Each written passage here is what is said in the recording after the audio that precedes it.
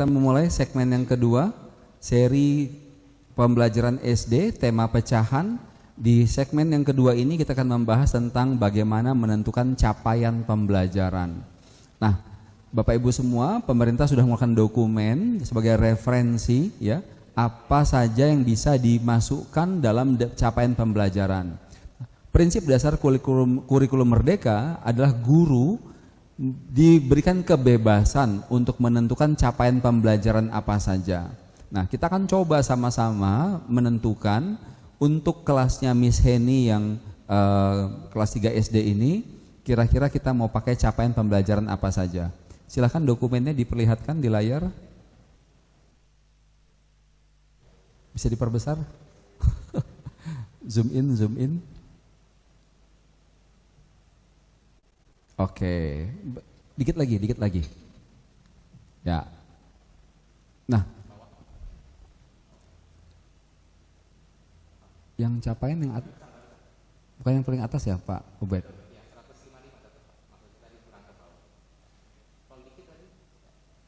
Ya, stop di situ. Oke.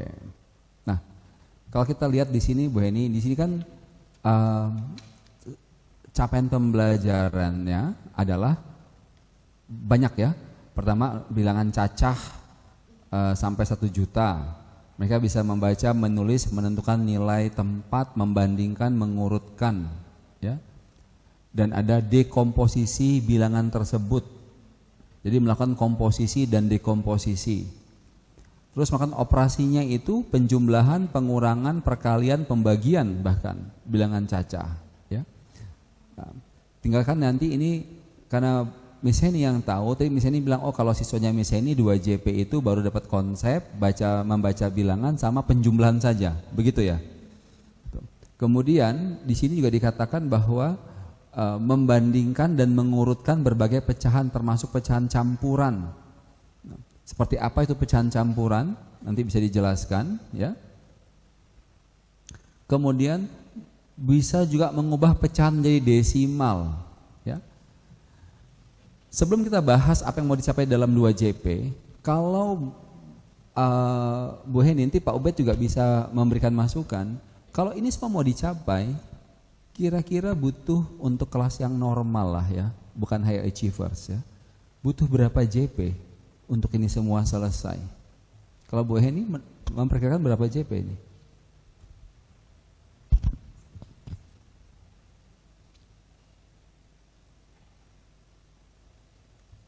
Saya kasih contoh, misalkan kata ada mengurutkan.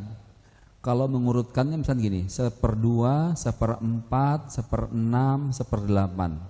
Kan satu hal ya. Tapi kalau mengurutkannya 1/2, 5/3, 2/7, kan sudah sulit itu. Ya. Jadi kata mengurutkan di sini pun karena berbagai pecahan campuran gitu, ya. Jadi ini yang saya maksudnya Bapak Ibu guru tentu perlu pikirkan gitu ya.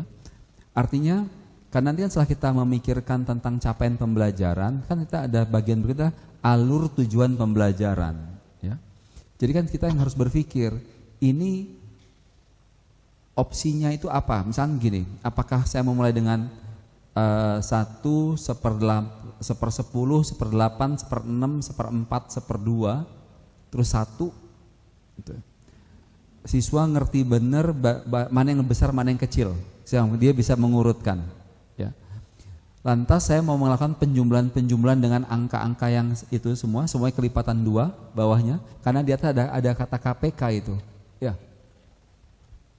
Jadi bisa dilihat bahwa waktu mengajarkan pecahan kita juga bisa mengajarkan pada waktu bersamaan urutan bilangan dan sekaligus mengajarkan KPK.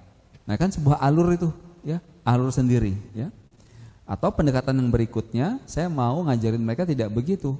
Saya mau ngajarin mereka tentang perbedaan antara 1/2, 1/3, 1/4, 1/5, 1/7. Sehingga yang di bawah itu pembilang ya, saya lupa. Kalau atas penyebut. Pembilang atas, bawah penyebut ya.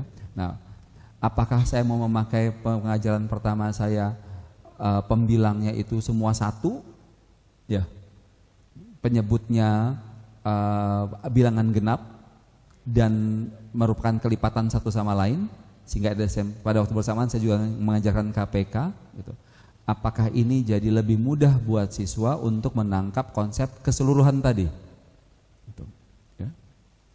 Tergambar ya bahwa satu alur pengajaran kita itu dimulai dengan memperkenalkan siswa tentang pecahan, mengajar mereka tentang besaran pecahan, karena kan harus mengurutkan 1/2, 1/4 ya, bahkan nilai dari pecahan itu, pecahan-pecahan itu. Kemudian dari situ muncul mereka dapat konsep KPK, kelipatan persatuan terkecil, dan dapat konsep yang tadi misalnya disampaikan, konsep keseluruhan, bahwa pecahan itu bagian dari sebuah keseluruhan. Gimana Pak Obed kira-kira kalau begitu? Kalau saya lebih cenderung ke makna keseluruhannya dulu gitu. Oke. Baru nanti setelah dia kenal bahwa oh ini 1/4, oh ini 1/2, misalnya pakai kertas, Ya. terus dibagi-bagi 4, Ya. kasih nama, Ya. 1/4, sekian, baru mengurutkan gede kecilnya. Baik. Ya. Ya. Tadi kan saya menyampaikannya kan ada 4 tahapan tuh yang dipelajari. Yang Pak Obed sampaikan ini kalau saya nggak salah tangkap adalah cara mengelaborasi yang bagian pertama. Iya, supaya siswa menangkap maksud dari 1/4, 1/3, 1/2 gitu.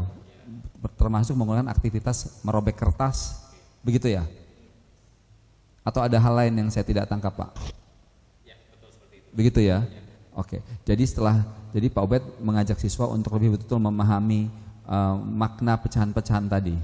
Ya, setelah itu baru dia diajak mengurutkan. Ya, jadi tujuannya memang membangun di pikirannya itu Ya. gambaran. Jadi kalau dengar istilah 1/4 langsung terbayang. Oke. 1/2 langsung muncul imajinasinya. Oke. Gitu. Baik. Itu mungkin saya tekankan dulu kalau pendekatan saya. Ya. Ada yang mau ditambahkan misalnya ini terkait ini? Gini, sorry. Tadi kita kan membahas capaian pembelajaran ya. Kan kita kan harus memilih nih dari sekian banyak ini itu kita mau milihnya yang mana? Gitu. Satu, yang kedua, bagaimana menghubungkan pilihan-pilihan itu jadi sebuah rangkaian. Karena rangkaian itu yang akan kita jadikan alur tujuan pembelajaran. Gitu ya. Gitu.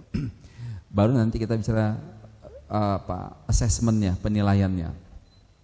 Saya mau perjelas saja dulu, ini demi kepentingan pemirsa juga. Tadi kan di awal misalnya ini bilang mengajarkan pecahan dan puncaknya adalah konsep keseluruhan, begitu ya tadi ya, gitu. Lantas tadi kita baca di sini nih, tuh, banyak sekali yang harus diajarkan sebetulnya, ya, dan nggak mungkin selesai dalam 2 JP, gitu, ya. Terus kalau tadi saya tanya, kalau misalnya ini pengennya ngajarin konsep pecahan dan penjumlahan saja dalam 2 JP gitu ya. Kalau kan banyak tuh ada penjumlahan, pengurangan, perkalian, pembagian. 2 tahun kan. Nah makanya terus saya berpikir dalam waktu 2 jam itu mengenalkan pecahan, terus kalau tadi operasinya penjumlahan.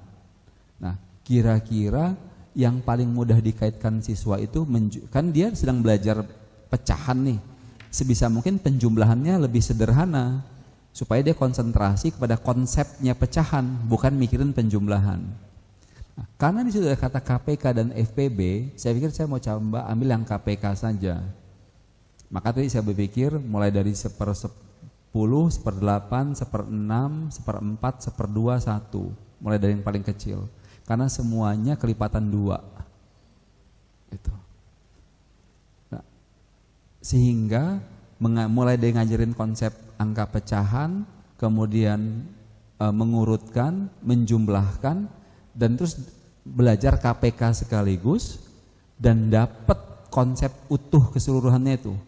Karena satunya menjadi bisa 2/2, 4/4 gitu.